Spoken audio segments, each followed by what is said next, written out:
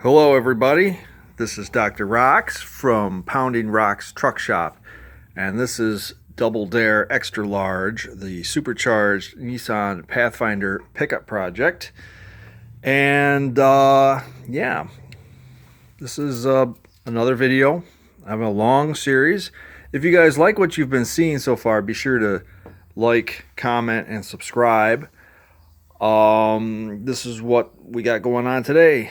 And this is a little story of stupidity and how stupidity doesn't pay. So back in, I'm going to go with 2021, because this engine has ran a year ago.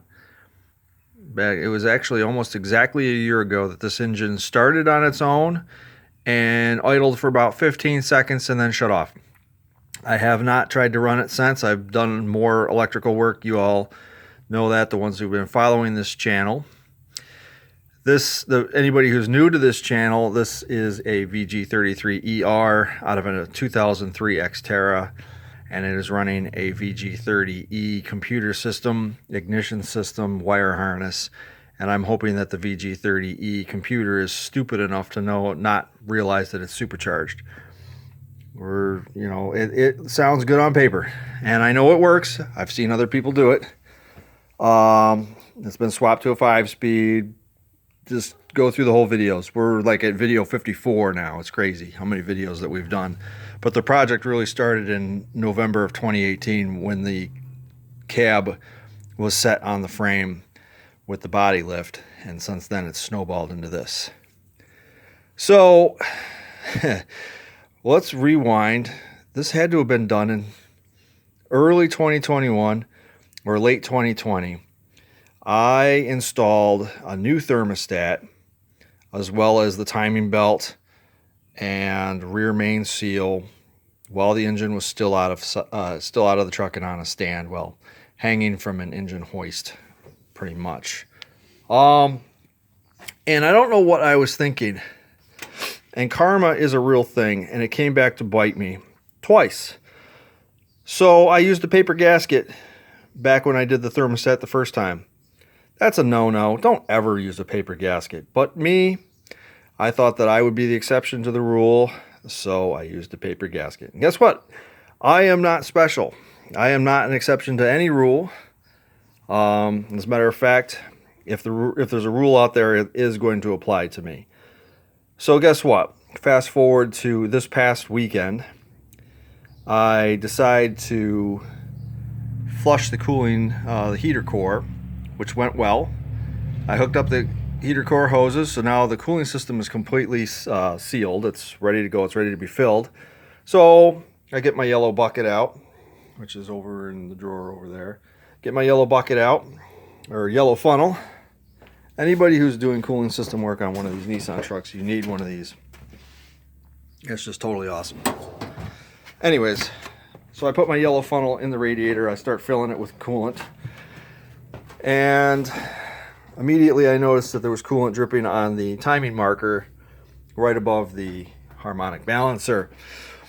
That's not good. It was a pretty good steady drip too. It wasn't like massive, but it was steady enough that you can't ignore it.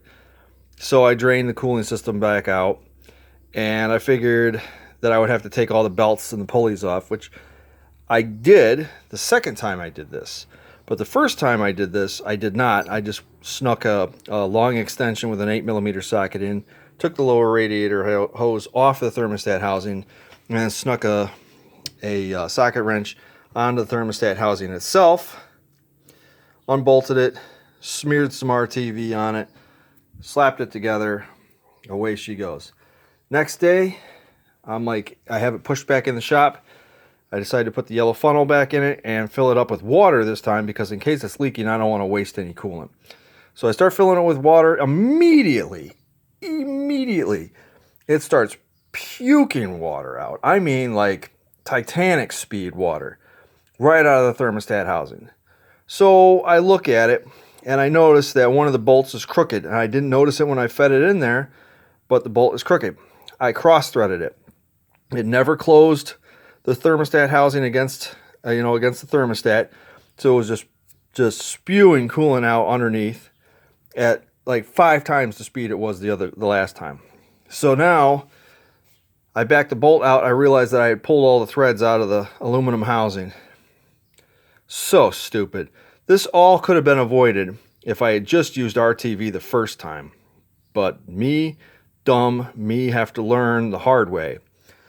So now I have to take this hose off, all the belts off, all the pulleys off, pull the radiator out so I've got direct access to this thing.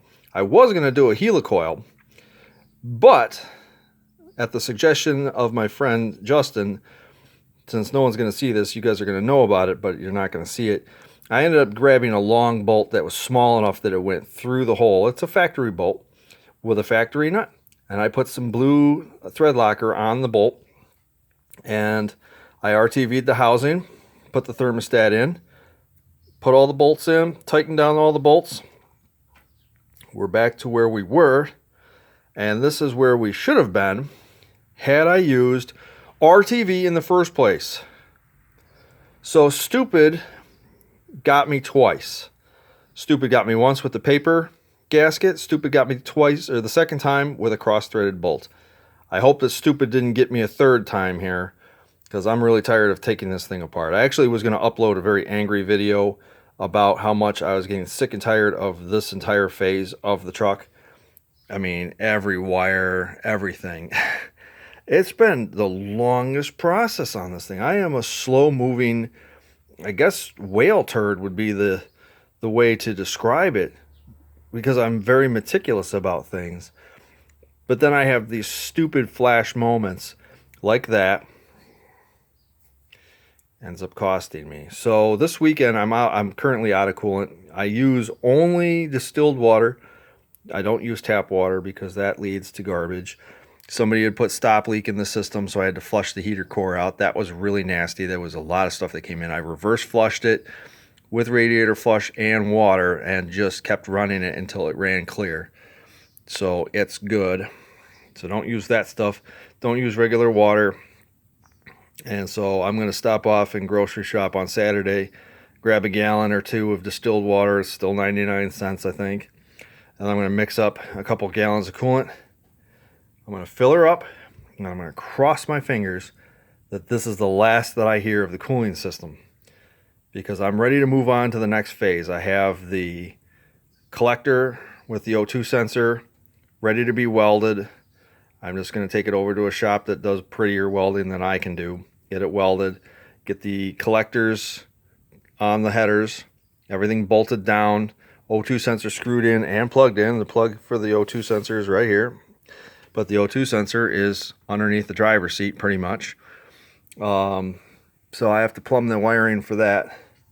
And then on a nice day, I'm going to pull this thing out of the shop, stick a couple gallons of fuel in the new fuel tank, put a battery charge on it. I'm going to crank it over.